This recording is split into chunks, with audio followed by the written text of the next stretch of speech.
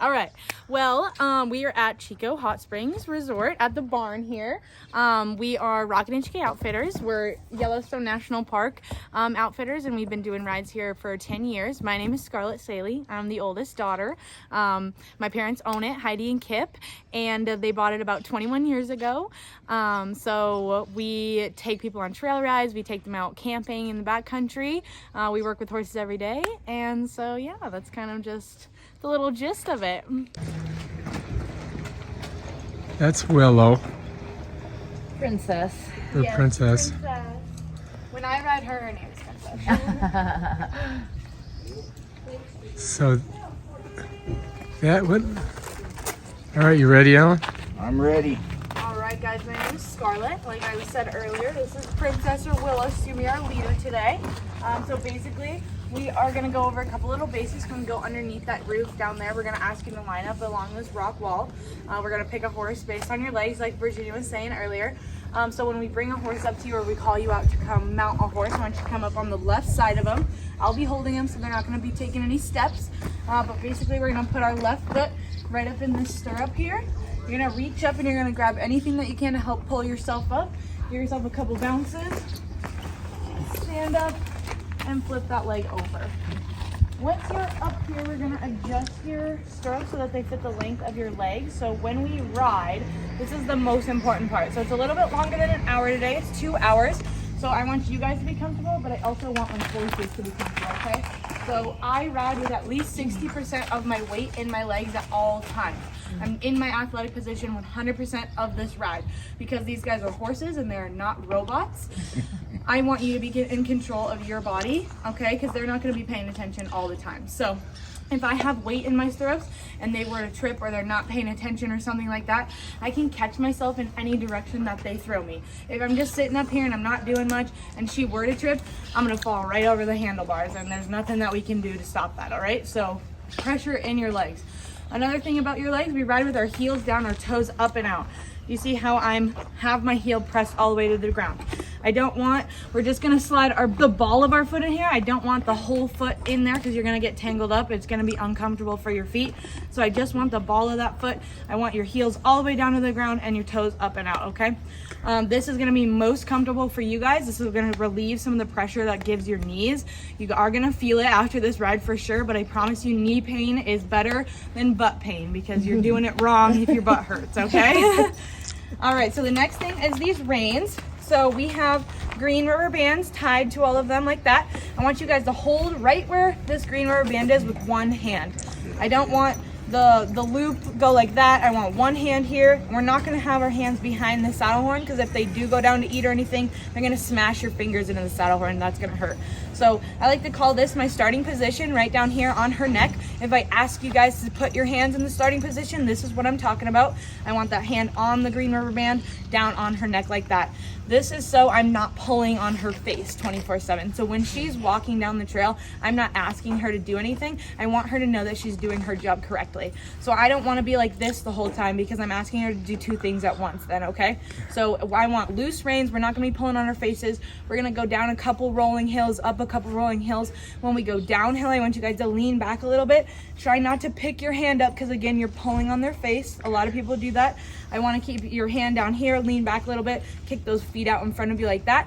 If we go uphill, I want you to lean forward a little bit, keeping those heels down, toes up and out. I don't want to see this because then we're just going to roll right off of them, okay? Keep those heels down, lean forward like this. That's to go uphill. These guys are all neck rein horses, so this is just a walking trail ride, nose to butt. There's not going to be any trotting or passing or anything like that, but like I said, these guys like to step out of line a little bit and take some bites of grass here and there.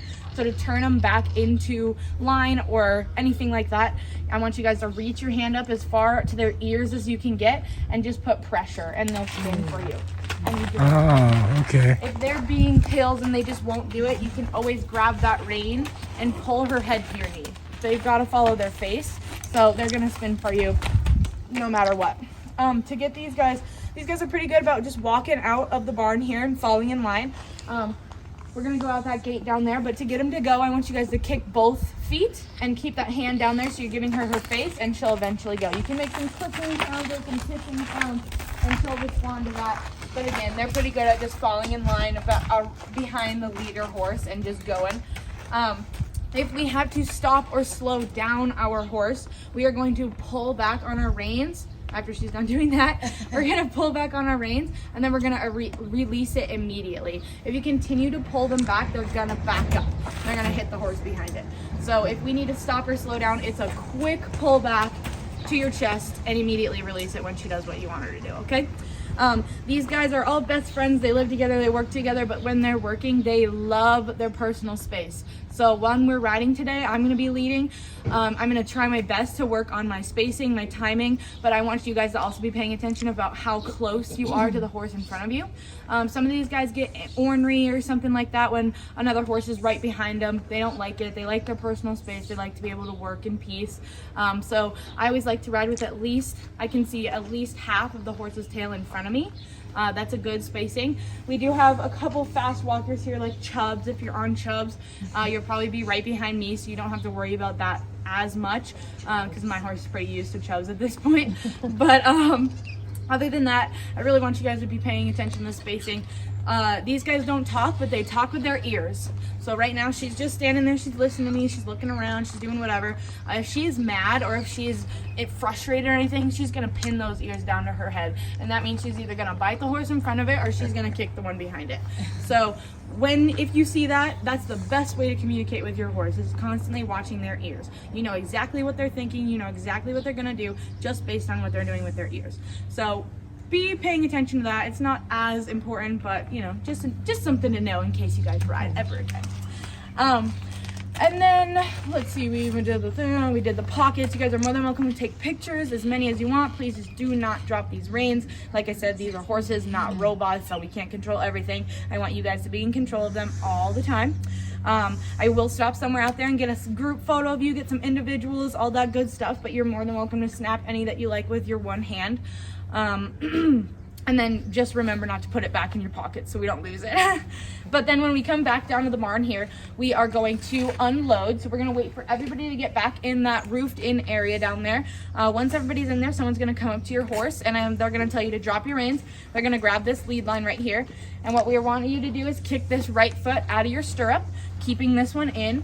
We're gonna swing it around the back and we're gonna stop right here. Once we get to this point, we're gonna put all of our weight into their saddle seat and we're gonna kick this foot completely free of the horse before we slide down.